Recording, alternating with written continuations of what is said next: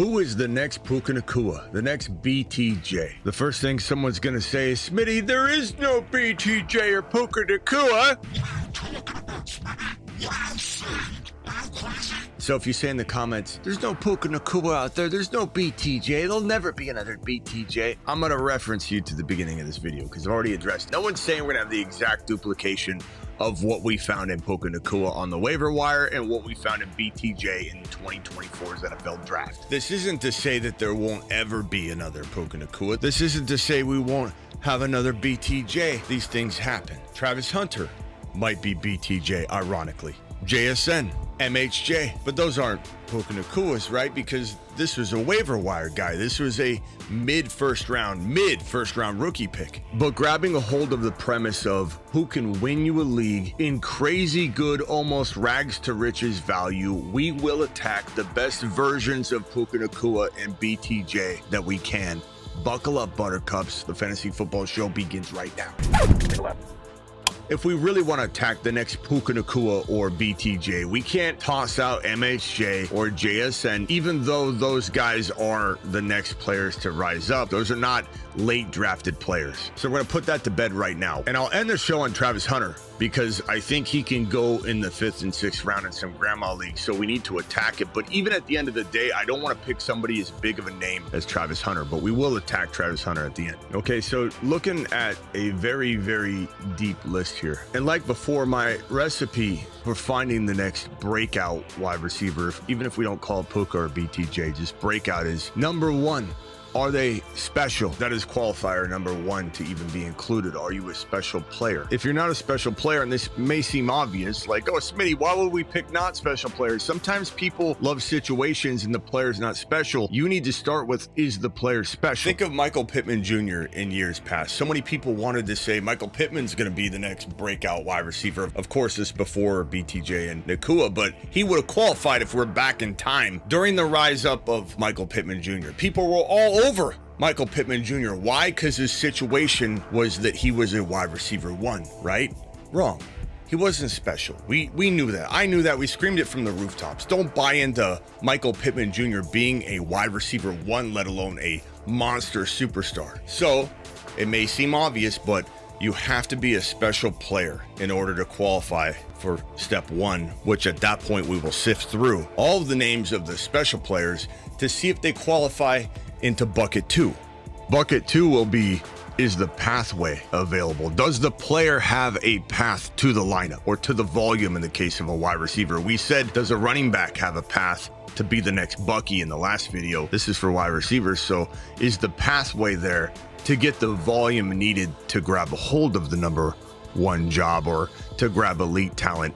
So number two is pathway. Number three is going to be offense. Is the offense a good offense? Can it put the player in an advantageous position? Again, with the Michael Pittman Jr. example, his situation wasn't elite. In the case of a Zay Flowers or a receiver on the Baltimore Ravens, that is not an elite situation because Lamar never produces top 20 wide receivers. Situation, offense. Is the offense potent enough, good enough to make a stud wide receiver? That is number three. All three buckets must be passed through.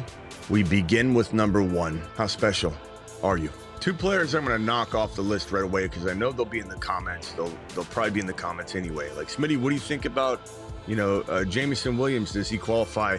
And the answer is no, because he's going way too early to be considered a rags to riches player. No one's saying he can't be a league winner if the right circumstances present themselves, but at 40 to 50 overall value, that's not a sleeper. He can overperform potentially, but this is not a player we're grabbing in the rags department. So just putting that to bed right now. And while this is borderline, because we're looking at like round 6, 7 potentially, Adunze is going a little too early, sometimes in the 50s, to be calling a rags to riches player, but certainly a player that could break out and help win some leagues. So just know that those two players are on the radar, but don't quite qualify. And that will lead to a little bit of debate. And hey, Smitty, why you including this guy, but not this guy when we get to Travis Hunter? Because sometimes he can go right around where Odunze is getting drafted. JMO is a lot higher than Travis Hunter. JMO's off the board completely. We could maybe make an argument at the end, and we'll see if I decide to throw Odunze in the mix. I might, because we might talk about Travis Hunter at the end, who could win this entire thing, but maybe we cut it off and say Hunter's too big of a player, getting drafted in the sometimes 50s or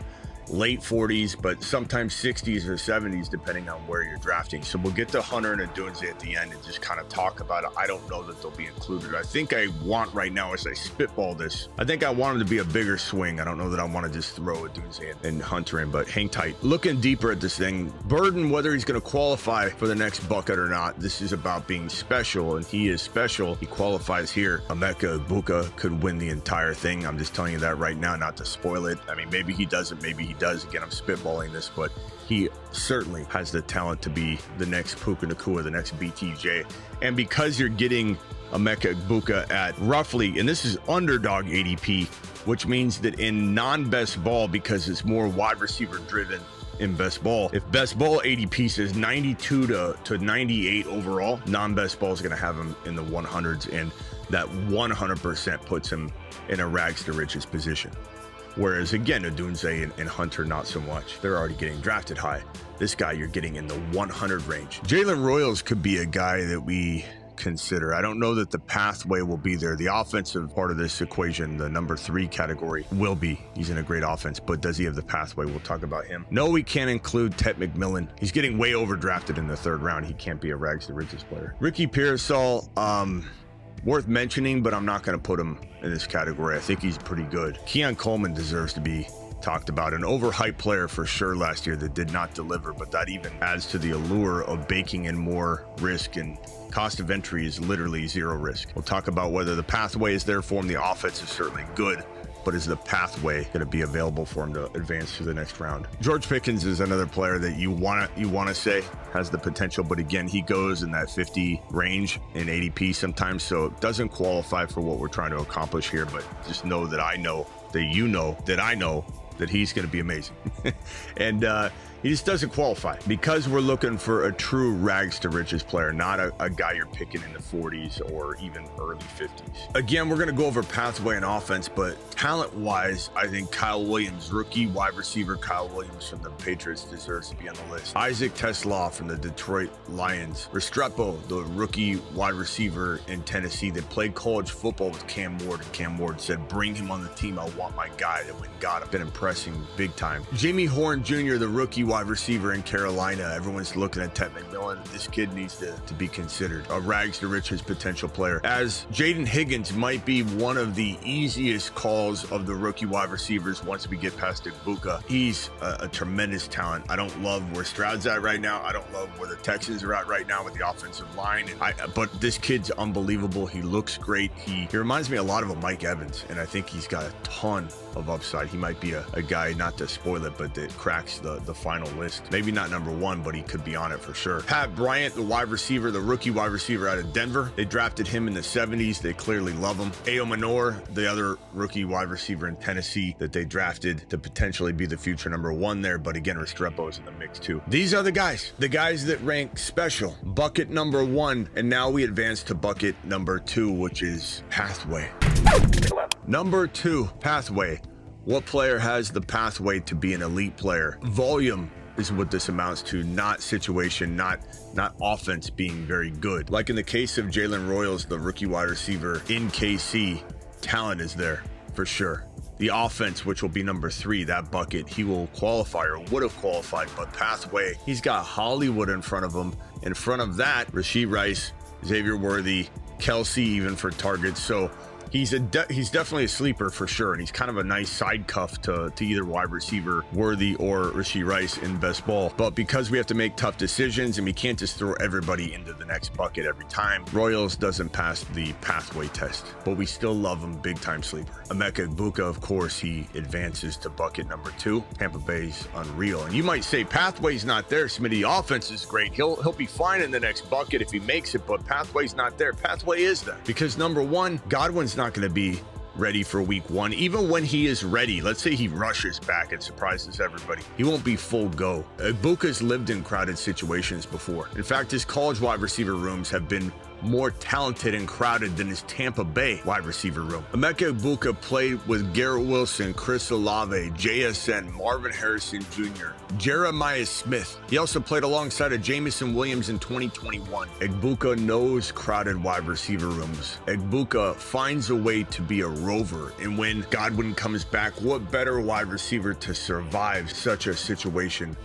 This guy, amazing route runner, top 12 potential dynasty wide receiver when I look at his skill set. And with the aging Mike Evans and the often injured and getting older Chris Godwin, his dynasty prospects are to the moon. This is the #1 wide receiver in 2026 on the Tampa Bay Buccaneer roster. Might not look like it now because people still love Godwin. Last time we checked, Mike Evans is dropping 1,000-yard seasons still, but that might end this year. This is the future. This is probably the front runner of the best wide receiver in the rags to riches bucket, the most potential to win this whole thing at the end. I don't know, maybe someone will take him out, but right now, you know I'm probably leaning this way. We'll put Egbuka up here. Keon Coleman, the pathway's there. Whether he takes advantage of it, whether Josh Allen decides to execute upon the plan of getting him the work. He had an injury last year. He looked phenomenal in the offseason. He looked dominant. He didn't look phenomenal. He looked straight up dominant in the offseason. In scrimmages, Josh Allen's #1 wide receiver. Josh Allen was throwing touchdown pass after touchdown pass to him in the preseason and camp. It's crazy that he didn't have a bigger year, but it happens, and I believe in him. I think the pathway's there. I believe in the talent. He obviously passed phase 1, bucket 1, which was talent. Bucket #2, to pass this checkpoint, he needs to have potential pathway. He certainly does. There's no one standing in his way. Shakir's a good receiver, but he's like Pittman. Expecting Shakir to be a #1 wide receiver for years and years and years. Could he do it for 1 year if they need it? Sure, but to do it over and over and over, you're going to get a Michael Pittman result. I like Shakir. He needs to be in the 2 role. This guy needs to be an elite player, or the Buffalo Bills need to go draft an elite wide receiver next year. They can't keep playing this game. Let's see if Coleman's the guy. He passes bucket 2. He makes it into bucket 2. Luther Burden, I like a lot. I think he can become an elite player. Certainly has the skill set for it, but he's been injured. Ben Johnson's already come out saying how disappointed he is that he isn't on the field. He says he's behind now. Adunze's moving ahead of him in terms of the prospect of being the next St. Brown for Ben Johnson. It was looking like it could be Burden because Burden was Ben Johnson's pick in the 2025 NFL draft, but injuries have set him back. I still believe in him. He's still a big sleeper, but the pathway might have closed a little bit for him. In a very crowded pass catching room where you've got Loveland, Adunze, DJ Moore, now Burden, running backs that will catch the ball, and a quarterback that we haven't seen any evidence can be able to support everything I just said, every player I just listed off. All the metrics that are bad are when Caleb Williams held onto the ball so long that the offensive line was no longer statistically responsible for the sacks that Caleb Williams endured. Understand what I'm saying? Caleb Williams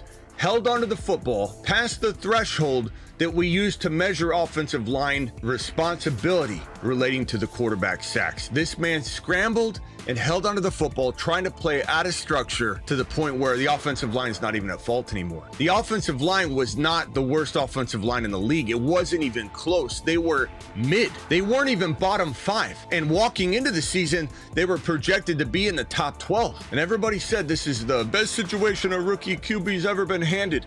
Caleb Williams is the reason the offensive line looked like it was the worst in the league.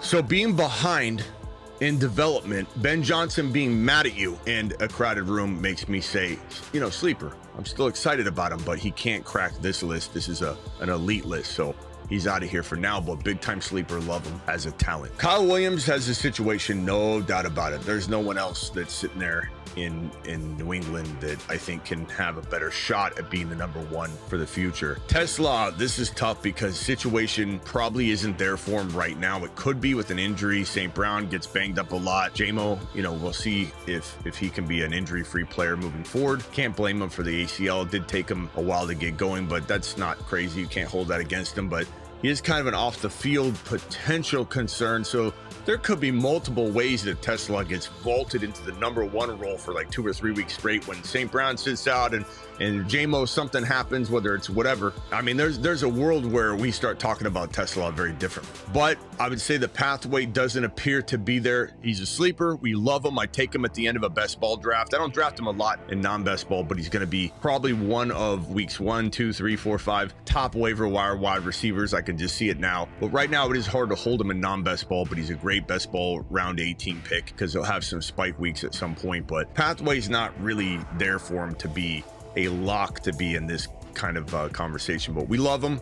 We're going to knock him off the board. It was a pleasure having you make it this far. Restrepo, I'm going to say Restrepo, and also let's move these guys over here. Restrepo and Minor both qualify because the pathway's there. I know Ridley's there, but he's older, and at the end of the day, one of these two wide receivers, it could be Restrepo because of the rapport that Cam Ward has with him, being that they played college football together. One of these guys is probably going to be really, really good, and I think they both qualify to be a rags to riches potential player that has the talent, which is how they got into phase 2. Because phase 1 is talent, passed, check on the talent in phase 1.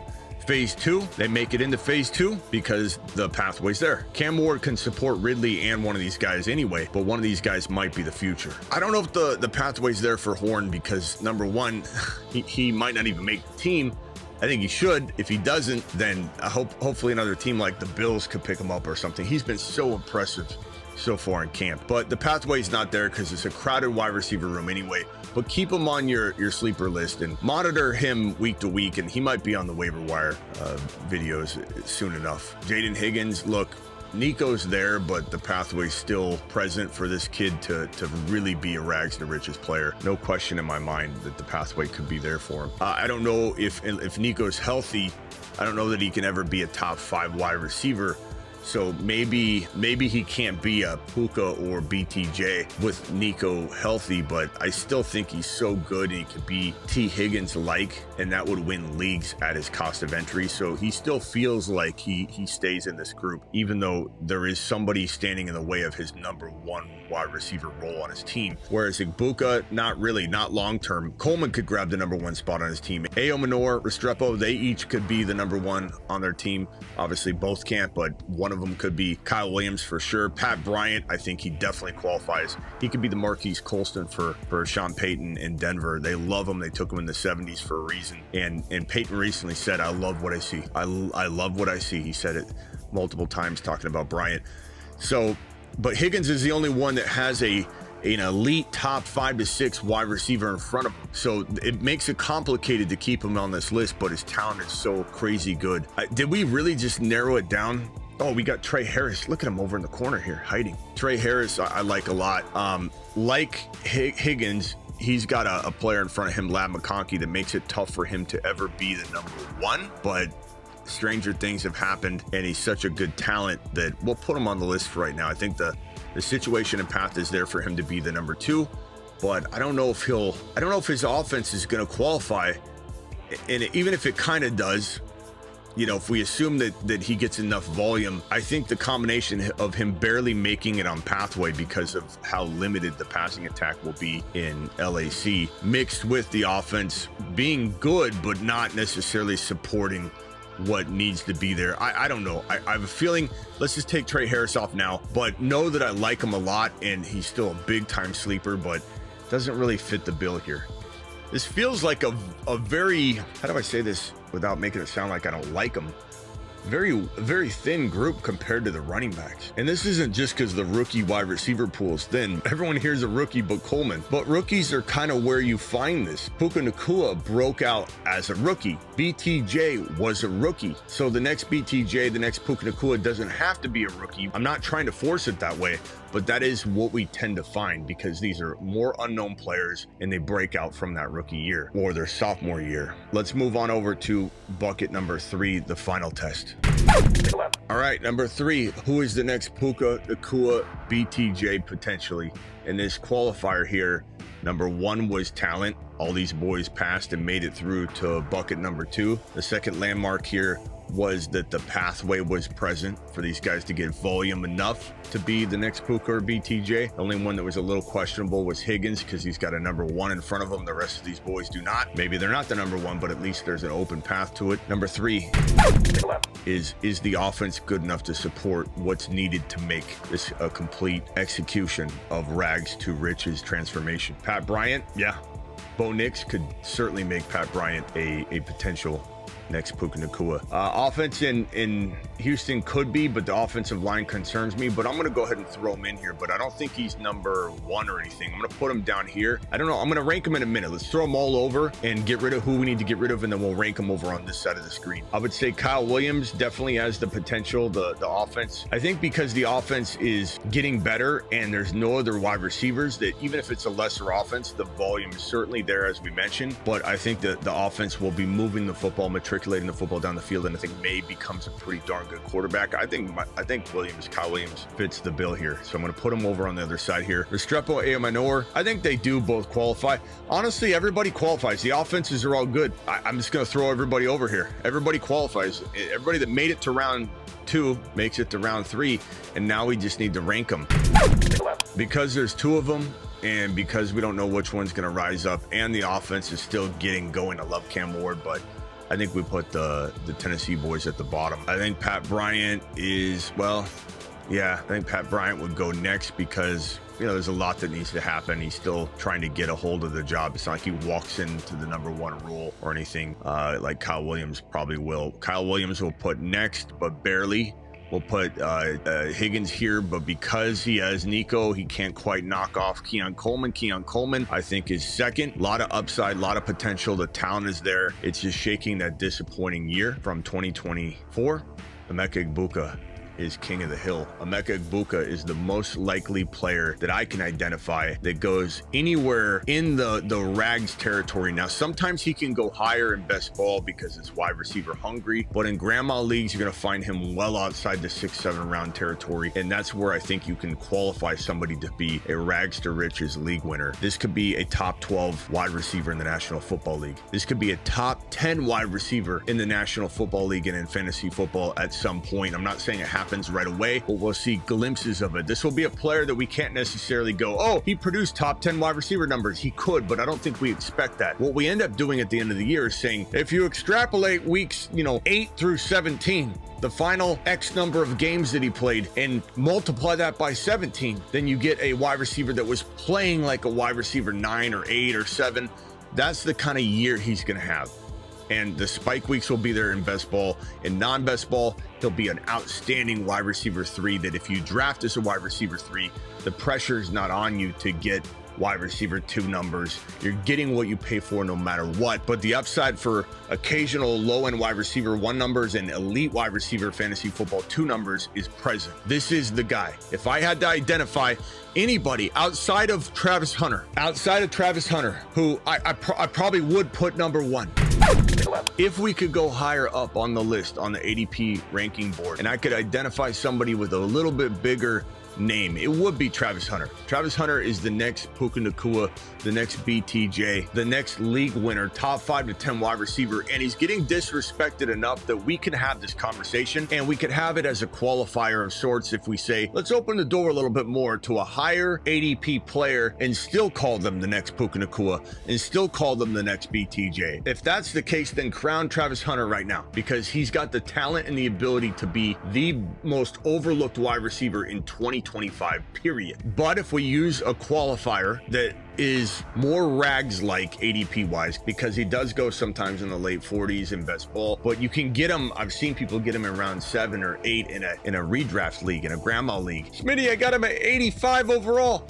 That wins leagues as much as any other player rags to riches won leagues last year. So understand the context. In those scenarios, throw him in this conversation, crown him the winner. But if he's going in the 40s or 50s, and he is in some environments, in shark-infested fantasy football waters, you can't include him. So you have to know and distinguish between the two worlds that you might be living in. Egbuka's king of the hill in a more shark-infested fantasy football environment, and Hunter's ahead of him if we're talking about playing with grandmas. These are the guys. You want the next Puka or BTJ, you're looking at it. Don't forget to get on over to my Patreon. $10 a month, cancel anytime. Year-round, 24/7, live chatting on the Patreon. Don't forget to get on over to my thefantasyfootballshow.com.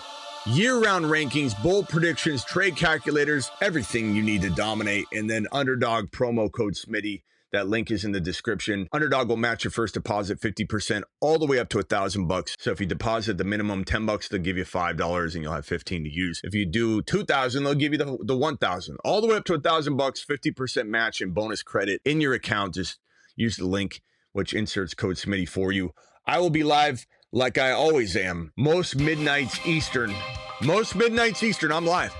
I'm additionally live whenever big news breaks. And of course, I'm live Monday through Friday, 8 p.m. Eastern. Appreciate you.